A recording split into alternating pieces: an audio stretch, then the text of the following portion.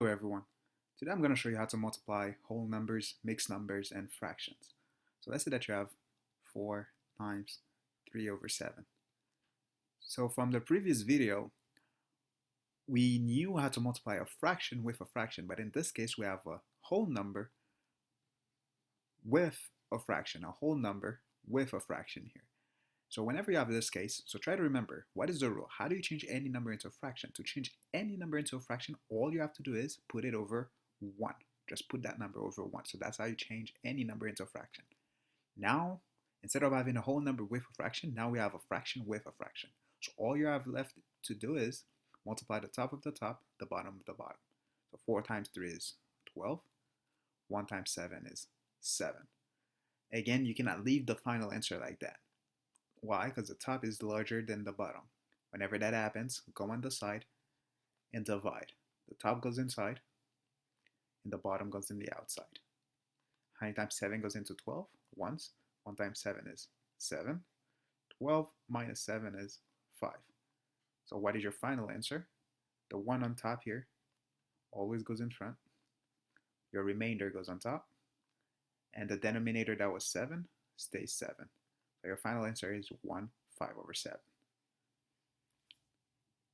Let's look at another example. Let's say that you have 4, 5 over 6 times 12 over 13. Here's the thing.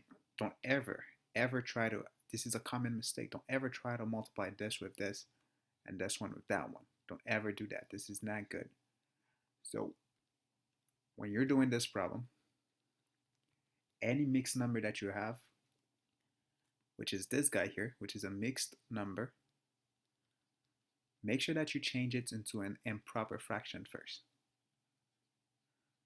Now try to remember, how did we change a mixed number into an improper fraction? Now to change a mixed number into an improper fraction, we use that rule of going around like this.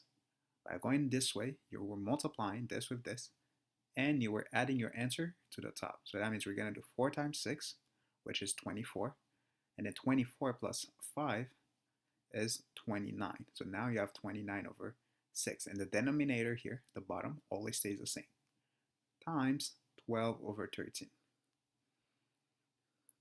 Again, whenever you're doing these problems, any mixed number, change it to an improper fraction here. Now again, here, maybe you're tempted to multiply the top of the top right away and get a huge number, and the bottom of the bottom and get a huge number. If you can reduce first, make sure you reduce. Look at the 29 and the 6. Can we reduce it? Technically, no. Look at the 12 and the 13. Can we reduce it? No. But again, remember reducing. As long as you're trying to reduce a number on top with a number in the bottom. The 6 and the 12, we can reduce it. We can divide each one of them by 6, because that's what reducing is. So I can divide 6 by 6. So if I do 6 divided by 6, what do I get? I get 1. And I can divide 12 by 6 also. So 12 divided by 6 will give me 2. So now, instead of 29 over 6, I have 29 over 1 times, instead of 12 over 13, I have 2 over 13. So now I can multiply top with top and bottom with bottom. So 29 times 2 is, so 2 times 9 is 18, carry a 1. 2 times 2 is 4, plus 1 is 5.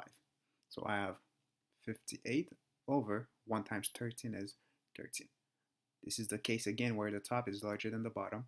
So what do? You go on the side and you divide. The top always goes inside of the box. The bottom always goes on the outside. So how many times 13 goes into 58? Let's take a guess. Let's say that maybe it's 4 times. 13 times 4, so we have to check. 4 times 3 is 12, carry a 1. 4 times 1 is 4, plus 1 is 52. So we're really close to 58. So I guarantee you that it's 4 times. So put a 4 here. So 4 times 13 is 52. Take away 8, take away 2 is 6, and 5 take away 5 is 0. So we don't need to write it. So your final answer is the 4, which is on top here, which is your answer here, goes all the way in front. Your remainder always goes in the back here, and then 13. Whenever you have an answer like this, do not leave it that way.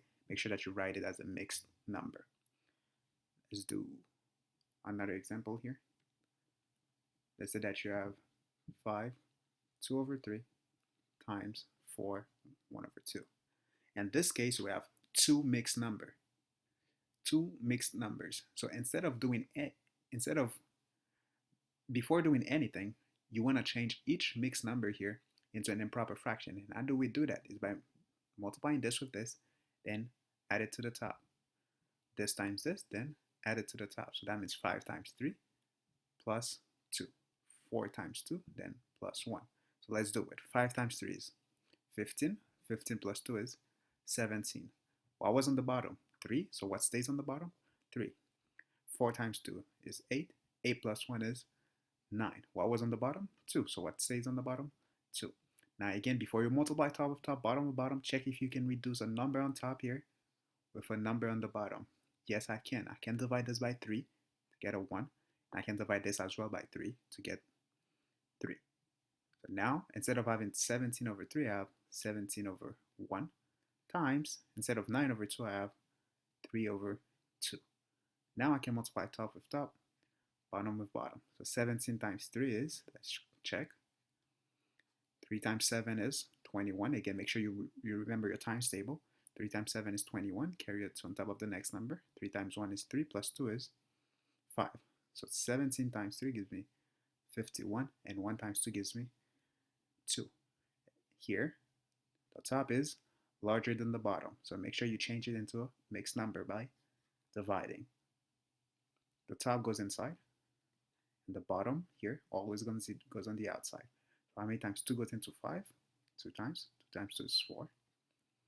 5 take away 4 is 1. Bring down the 1. How many times 2 goes into 11? It's 5 times. 5 times 2 is 10. 11 take away 10 is 1 left. So your final answer is the top here goes in front. Your remainder goes in the back here, all the way in the back. And then your denominator, that was 2, which is here also, stays the same here. So your final answer is 25, 1 over 2. And let's do one last example. Let's say that you have 4 2/5 times 7. What do we have here again?